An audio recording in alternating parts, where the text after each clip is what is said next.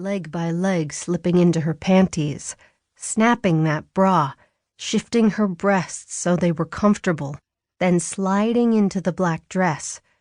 It was sexier than when she stripped them off. Something else for his shrink to play with. That black outfit was one of the few dressy items in her closet.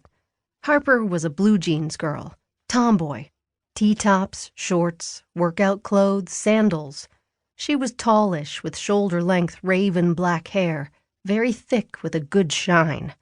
She was long-limbed and lean like some kind of athlete, marathon runner, high jumper. He couldn't say.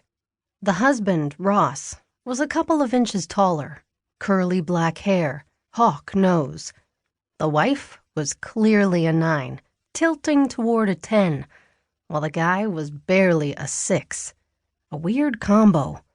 From what Spider had seen, the guy survived on black coffee, Cheerios, milk, the occasional apple.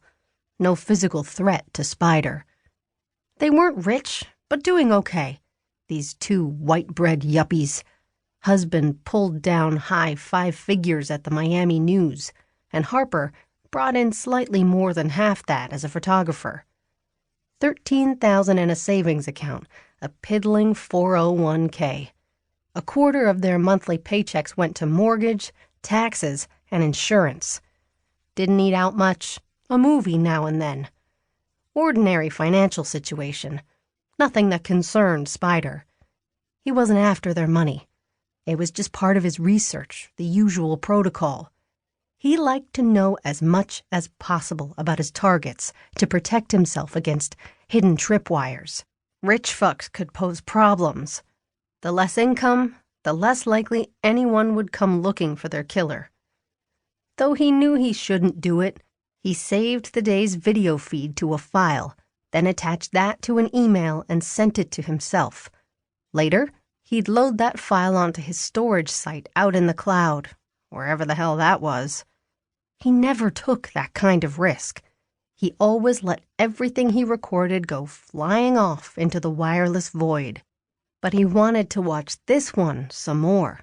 Later on, when this job was finished, bring her back, feast on her face, her long, lean body, that hair, that goddamn hair. This had never happened before, falling for a target. Spider was a pro, clinical, detached. But this girl was graceful. He liked how she moved, how she held the baby, the kind of wife she was, the way Ross brushed her hair some nights, slow strokes through that long black mane, brush, brush, and brush. Hypnotic to watch. Fuck if he could explain it, but there it was. He was going to miss watching the live feed, Harper McDaniel doing her daily rituals, the way she leaned close to the mirror and dabbed at the skin around her eyes, like she was searching for wrinkles, the sexy way she fit the kid's lips to her nipples, the way she and hubby spooned after sex, holding each other like that until they fell asleep. Another thing to dump on his shrink. Someday, when he actually got around to seeing a shrink. He sat back, tapping his foot, in a hurry now, eager to arrive before Harper left, have a few words with her, see her up close, a last look. He felt like he knew her, like they were old friends, but he couldn't move until dark. He watched the last of the twilight drain from the sky, watched people walking their dogs, big dogs squatting to leave turd piles on lawns, people picking up the piles in plastic bags, everyone all goody-goody. He rolled down his window for some fresh air. Coconut Grove had good air, flavored with jasmine or something. Spider didn't know from plants. There were a lot of things he didn't know the names of. Stars, insects, trees, shit like that. Not one of his skills.